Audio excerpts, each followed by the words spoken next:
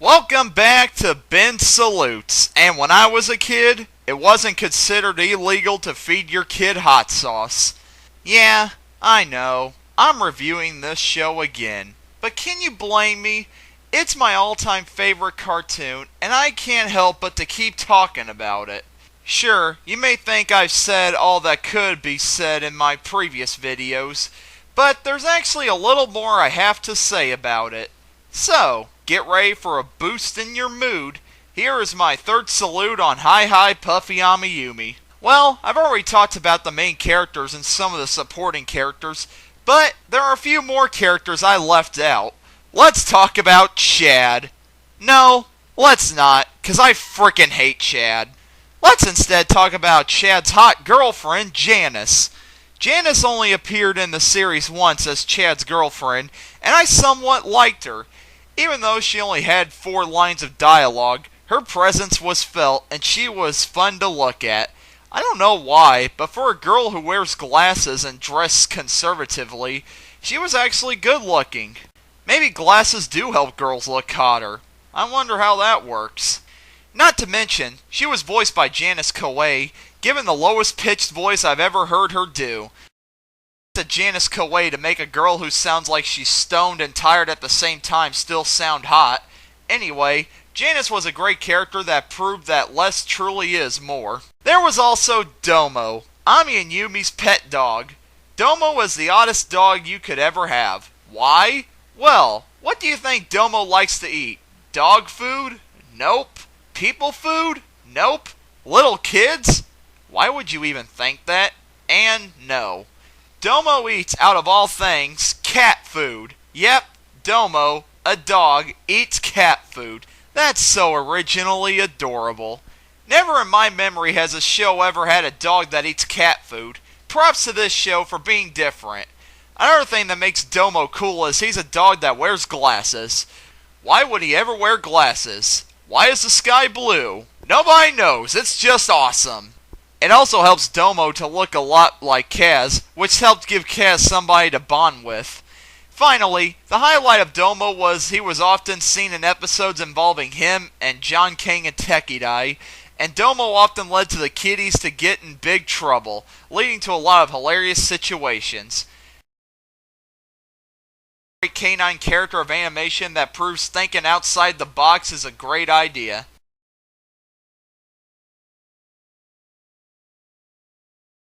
Going on misadventures that dealt with their music. There's not much room for villains, but that space is filled with some great villains as well. There was, of course, Julie, but this show was also home to other awesome villains, like the Talent Suckers. These are a heavy metal band made up of vampires, and of course, these guys put the suck in suckers. AmiYumi's talent. And that was their last role as villains. Afterwards, they became comedic characters as they starred in their own episodes as they dealt with cleaning up theaters and dealing with zombies. Fans of the show often hate the Talent Suckers, but I strongly disagree. I think their episodes are hilarious, and they're pretty funny characters. Nikolai, and how these guys always screwed everything up. Think of the Three Stooges, only vampires. Anyway, these guys were great characters for the show, and I wish they made more appearances. AmiYumi's foes, Eldwin Blair, a strict businessman who tries to find a space to build his pesky parking lots, oftentimes trying to take away a poor farmer's farm and knocking down a squirrel's tree. That dirty, rotten son of a... Anyway, AmiYumi often foil this guy, and they show him that they can protect the environment better than Captain Planet. I love this guy because I am too against the destruction of the environment, so it was fun watching him get what he deserves, even though he was the winner in Arbor Day. Snake? How about a cartoon that has a giant talking snake? Meet Sonikura, a monster that appears out of nowhere in the episode Super Zero, in order to try to get rid of Achan. This girl was awesome! You know me, I'm the monster boy, so I love anything with monsters in it, especially giant talking snakes. Was a great villainess and truly proved how epic this show could get. important supporting characters that appeared in this show. Some more characters were the witch nurse that appeared in Oldie AmiYumi, Sauerkraut Malone from Chowdown, Ami's granny from Granny, a hilarious old-fashioned woman who loves to hit Kaz with her umbrella, and that's about it. This show rarely relied on supporting characters, but it had some of the most interesting and funny characters you could ever think of. Discuss some of the complaints that people complain about this show. One of them being the ugly background characters. Don't you see? This is a genius move. It makes Ami and Yumi even hotter than they already are. That's an amazing idea. Make your main characters appeal more by making their background characters less appealing. Genius! Also, they're background characters. What the heck were you expecting? Supermodels? Another complaint is that this show is an insult to anime, and that's trying too hard to be like an anime.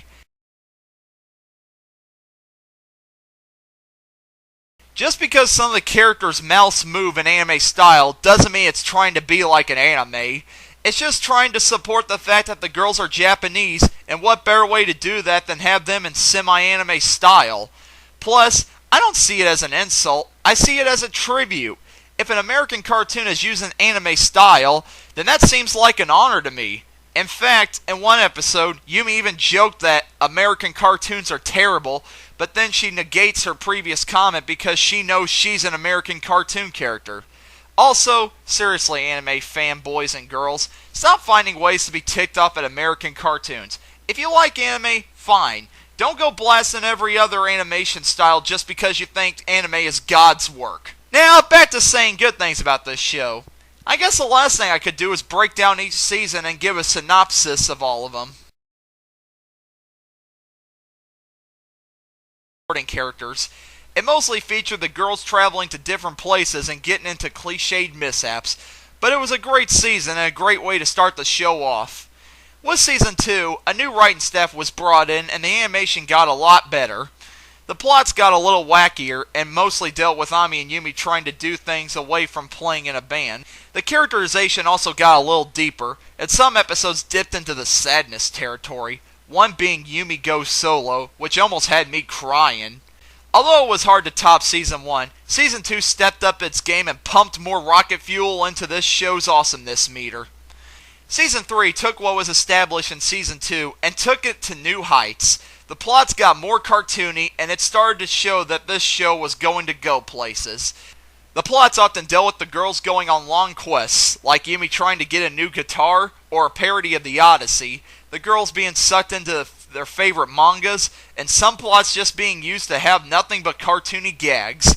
One highlight I can think of is the episode Sound Off, where Ami and Yumi's cartoon goes completely out of control, and the girls go backstage of a cartoon, and it even manages to make fun of itself in a hilarious way.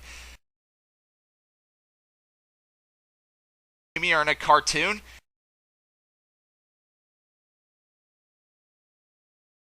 This season blew the roof off this show, and it showed that this show could go nowhere but up.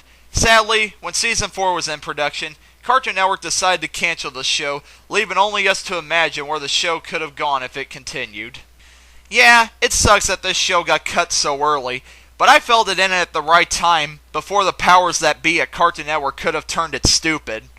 Well, I talked about how much I loved this show, so I might as well talk about how I got into it. I remember when I was in 5th grade when it came out. And like all 12-year-old boys at the time, I didn't give the show a chance, just because it was a girl show. When I saw a promo for the episode Kaz Almighty, and I saw the girls dancing in hula outfits, my puberty mind thought, wow, those girls are hot! I want to see more of them. And so, I watched the episode and got into it.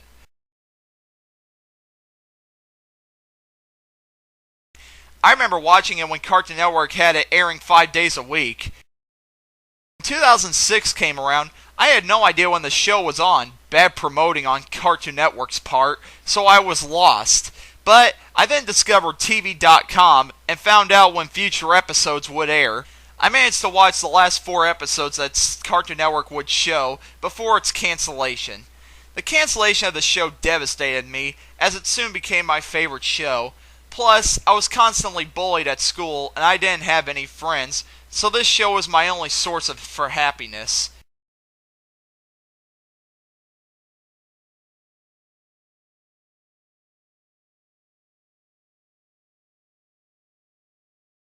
Optimism you would ever find, and it was all thanks to this amazing show. Bright colors, the music from the amazing band Puffy, and the overall feel of wackiness and cartooniness that I look forward to in a cartoon. And I was glad when all the episodes were uploaded online, so I was able to watch all the ones I missed and appreciate it more as an adult. And I'm going to continue to love this show, even when I feel my fandom for it might not be as strong as it used to be. And there's my third and final salute on Hi Hi Puffy AmiYumi, my all-time favorite cartoon and show. Here is an underrated show that has come closest to feeling like a cartoon from the golden age of animation, not to mention the best thing Cartoon Network ever had its name on. This show has developed a strong cult following with some of the most polite fans you would ever meet. Although most people tried to bash on this show, I looked past the faults and appreciated the positives as they outweighed the negatives. Never has there been a cartoon with characters so lovable, humor so laughable, and wackiness so wacky that I feel that we'll never have a cartoon like it again. I could talk about this show forever, but I like to keep things as minimal as possible. If you love this show, good. If you hate this show, good. But why are you watching this video in the first place? And if you think I'm crazy for this being my favorite show, then I don't want to be not crazy. I'm signing out. I'm going to go make a Chad Pinata and beat it with a lead pipe.